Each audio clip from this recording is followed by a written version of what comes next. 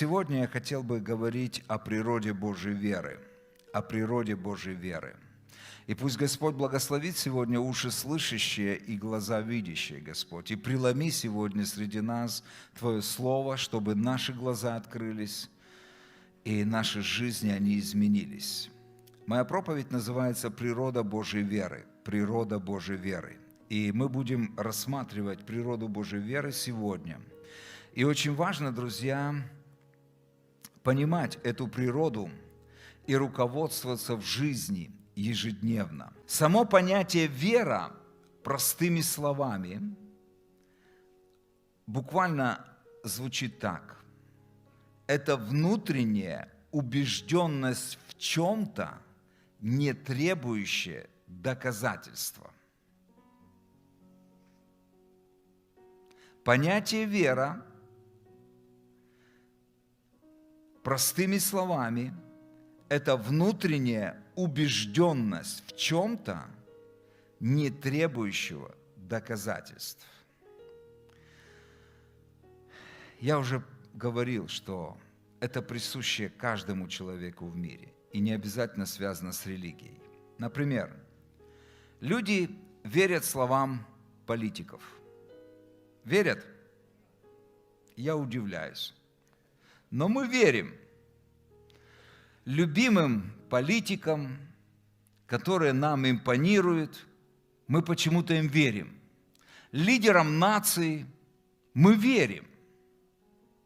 Вы заметили, да? Новостным лентам мы верим. Телевизор включаем, мы верим. Телеграм-каналам, интернету мы верим. Представляете, люди верят. Люди верят близким своим. Они верят друзьям, что говорят их друзья. Они верят тому, что говорят им близкие их, родные. Так ведь? Вы понимаете вообще, какой спектр широкий имеет слово «вера» в жизни людей?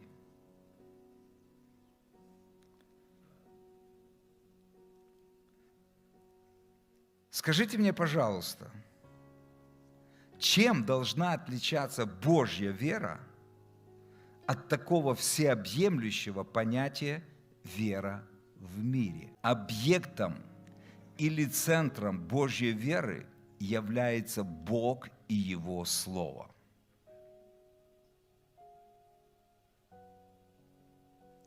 Чем отличается Божья вера от всеобъемлющего понятия «вера», которое присуще в этом мире? Да очень просто. Объектом и центром веры Божьей является Бог и Его Слово. Природа Божьей веры – это Бог и Его Слово. Все. Наша жизнь должна быть сфокусирована на Господе и на том, что Он говорит нам лично и в Своем Слове.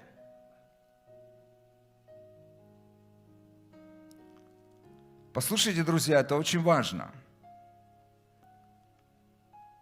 Вы даже себе не представляете, сколько мусора мы в себе носим, доверяя любой информации политикам, лидерам мировым и телеграм-каналам. Мы просто заполнены мусором.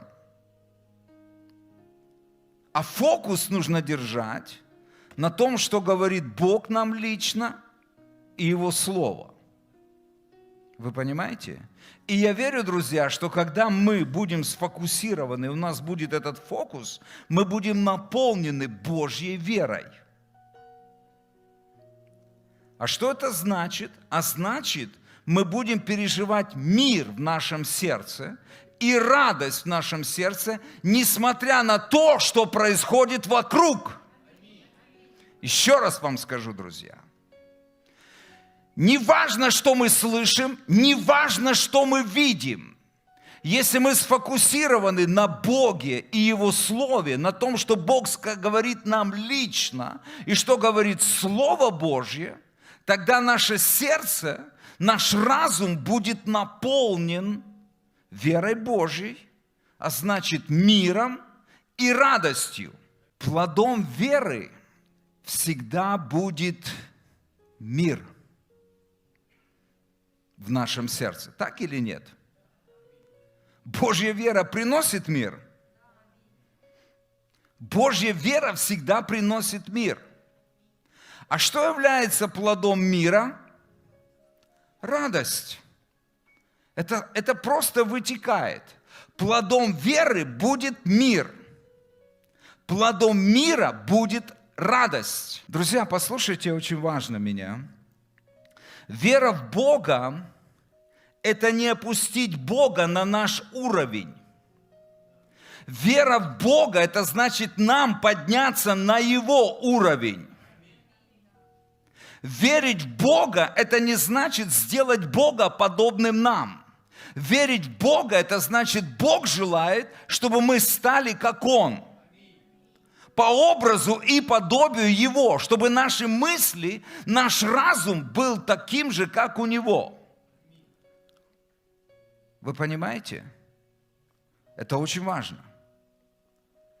Это не значит, друзья, что мы абстрагируемся от действительности, как улитка, прячемся в свой домик и живем в своем религиозном пространстве, убеждая, что все хорошо. Ничего подобного, друзья.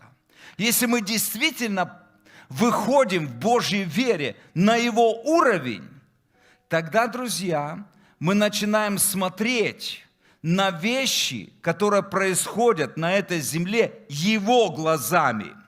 Тогда наше суждение будет Его суждением. Наши реакции будут Его реакцией. Вы понимаете? Это не значит, что мы абстрагируемся. Я понимаю, что мы люди из плоти и из крови. Я понимаю, что мы все несовершенны в нашей вере, и мы можем переживать определенные вещи. Но это не значит, что мы должны нивелировать и опустить Бога на наш уровень. Когда у нас будет правильный фокус, тогда у нас будут правильные реакции и трезвые суждения. Давайте, я просто не хочу быть голословным, но я приведу несколько примеров. Первая книга Царств. Знаете, мне нравится Библия, потому что она очень честна, и она показывает людей Божьих в разных ситуациях. Когда они слабы, когда они сильны. 30 глава. И здесь одна из историй с Давида, когда Давид был в изгнании. И однажды, он был в другом царстве, я опускаю все. В общем, он возвращался с одной военной операции, которая не удалась. И они возвращались просто, они жили в Сикелаге. С семьями, со скотом, с женами, с детьми, то есть, все. И вот воины пошли на военную операцию, и когда они ходили и были на военной операции, пришли враги с другой стороны, сожгли полностью город,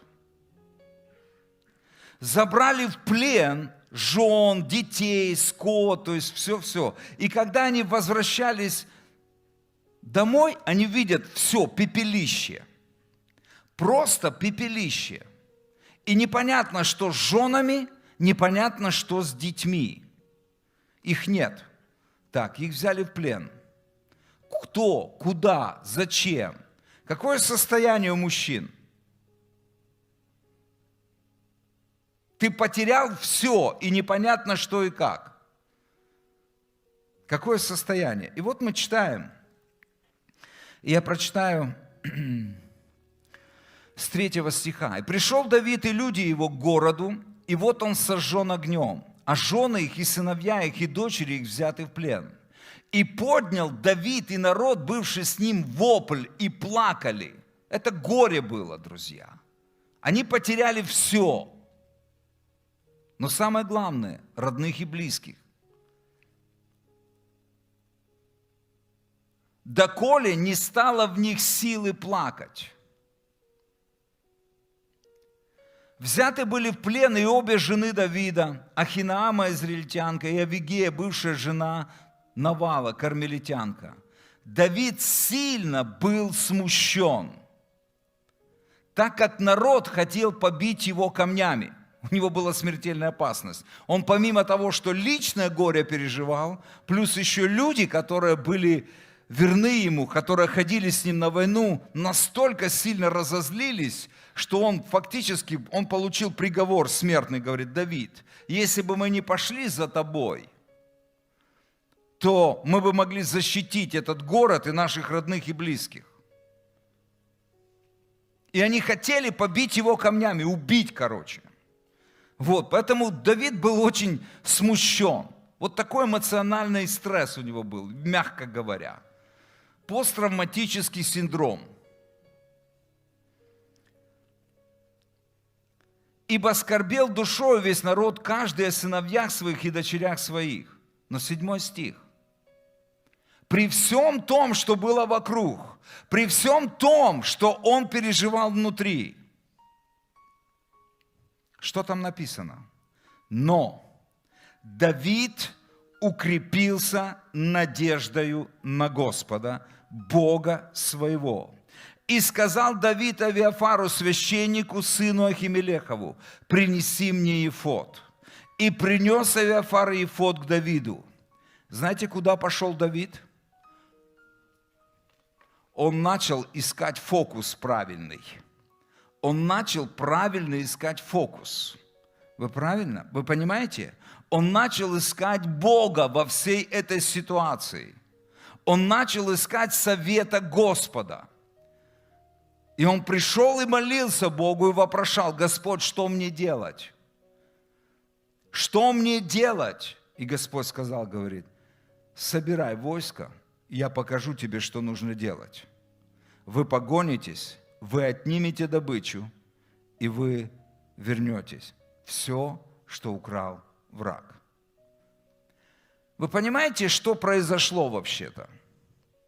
А если бы он утонул в этом горе, в этих эмоциях, если бы он действительно свой фокус не направил на Бога, какая была перспектива у этого всего? Ну, по крайней мере, он бы умер. Но никто из них не вернул бы ни своих жен, ни своих детей, ничего. Вы понимаете, как важно при всем том, что происходит вокруг нас, держать фокус правильный. Тогда у нас будут правильные реакции и правильное суждение при любых обстоятельствах, друзья.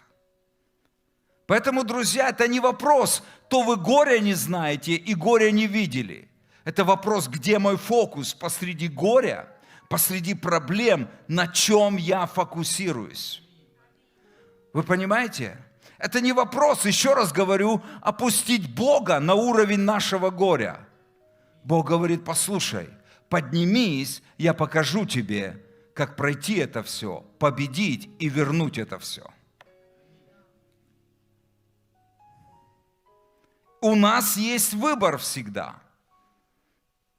Сдаться обстоятельствам или пойти к Богу в этих обстоятельствах и сказать: Господь, что мне делать? Прямо сейчас, посреди бури, что мне делать? Другой пример, уже из Нового Завета, Матфея 8 глава. Матфея 8 глава.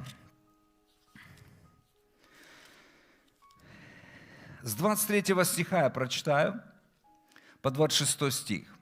«И когда вошел он в лодку», здесь говорится об Иисусе, «за ним последовали ученики его. И вот сделалось великое волнение на море, так что лодка покрывалась волнами, а он спал».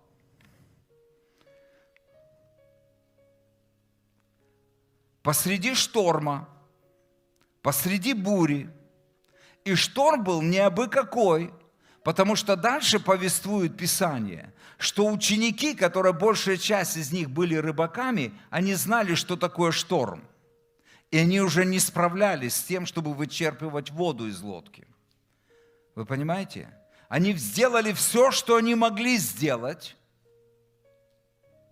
но это не помогало, и они понимали, что мы погибаем. Я хочу, чтобы вы поняли, какая ситуация, что переживали ученики. У них была паника, страх, беспокойство, потому что это смертельная опасность. Они пойдут на дно сейчас, они утонут. В это же время 13-й пассажир на ихнем корабле спокойно спал. Слушайте, это диссонанс вообще-то. 12 в панике борются за жизнь, 13-й спокойно спит. Иногда так сильно раздражают люди веры, людей религиозных, неверующих. Ситуация подобная, тоже смертельная. Вокруг опасность, мы погибаем, а он спит. Интересно, что ж переживал Иисус во время шторма? Я скажу вам, не то, что переживали 12 учеников. Что он переживал? Покой. Потому что плодом веры будет мир. Шалом. Мир. Тогда ученики его, подошедшие к нему, разбудили его и сказали: «Господи, спаси нас, погибаем». И говорит им: что вы так боязливы, люди, которые имеют маленькую веру или маловерные. Как вам, друзья? Друзья, это очень важно. Это очень важно. На чем мы держим фокус в нашей жизни? Давайте помнить, что Бог, в которого мы верим, является Господом всей земли и Богом человеческой истории.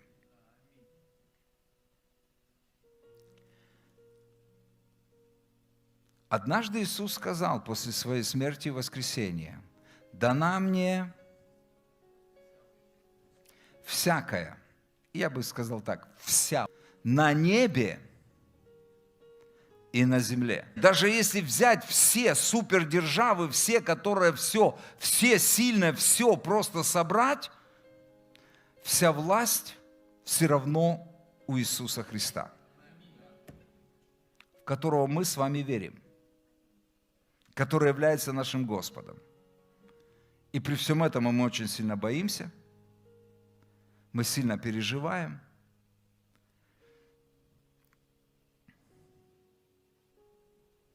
Мы сомневаемся, мы тревожимся, мы беспокоимся. Я скажу вам по одной простой причине.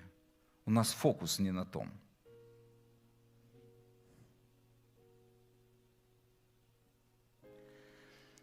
Даниила, 4 глава, 32 стих. «И все живущие на земле ничего не значат. По воле своей Бог действует как в небесном воинстве, так и у живущих где? На земле». Это включает Украину? Это очень важно, друзья. Потому что иногда мы просто на земле, это где-то там. Бог действует на земле. Бог действует в Украине. Бог действует.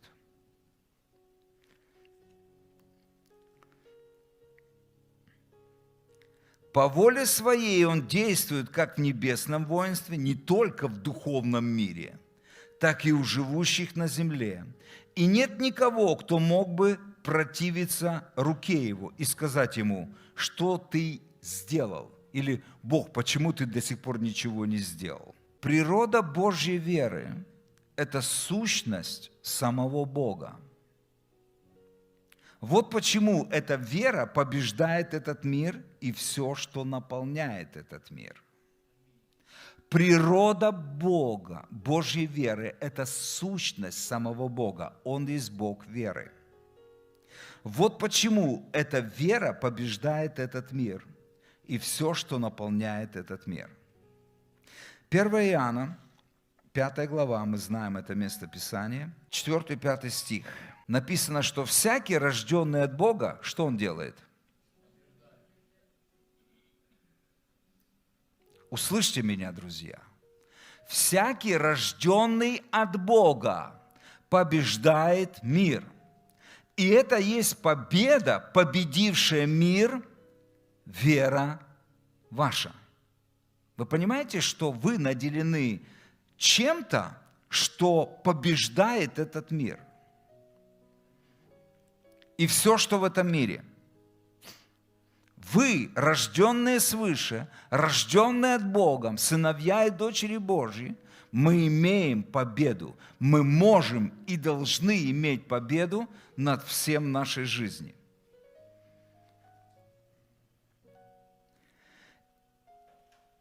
Кто побеждает мир, как не тот, кто верует, что Иисус есть Сын Божий? Аллилуйя! Давайте откроем Евангелие Иоанна, 16 главу. Евангелие Иоанна, 16 глава.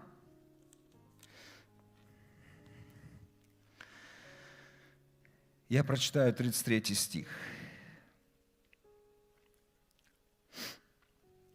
«Это сказал я вам, чтобы вы имели во мне мир».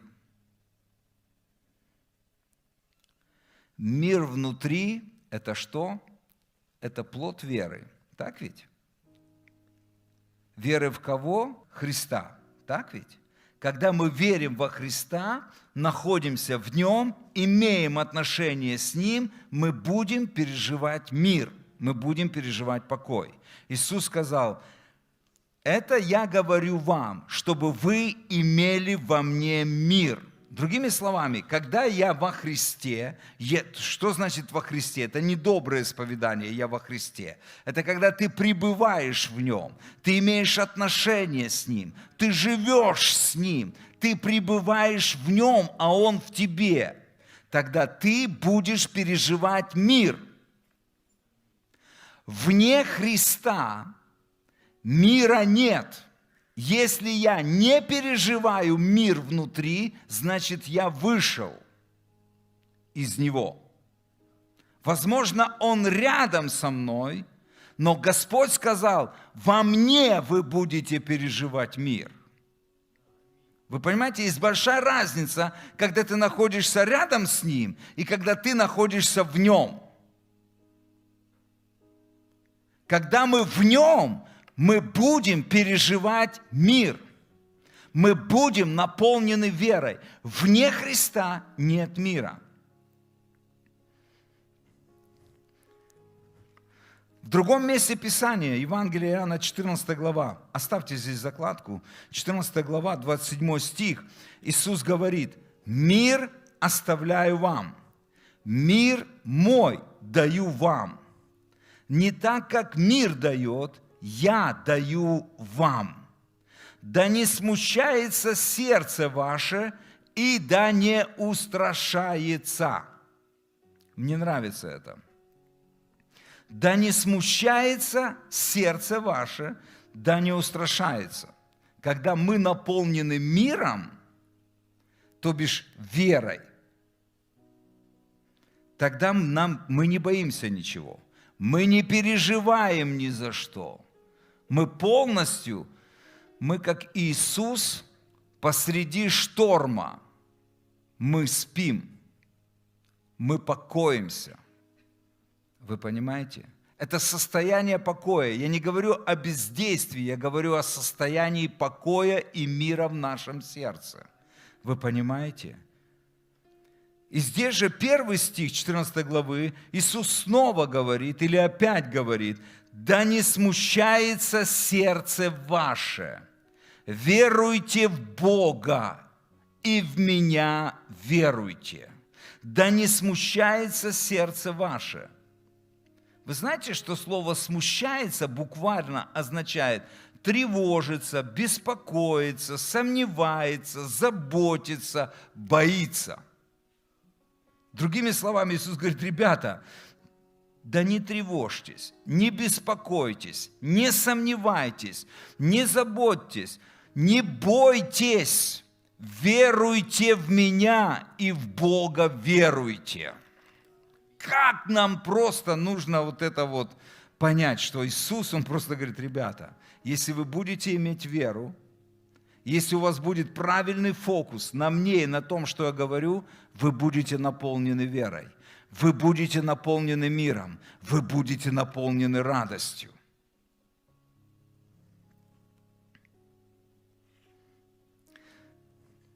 Давайте мы вернемся к 16:33. Это сказала вам, чтобы вы имели во мне мир. Иисус очень честен. Он говорит: в мире будете иметь скорбь. Иисус говорит: ребята, ваша жизнь будет гладкая поверхность. Просто вообще. Нет, Он такого не сказал.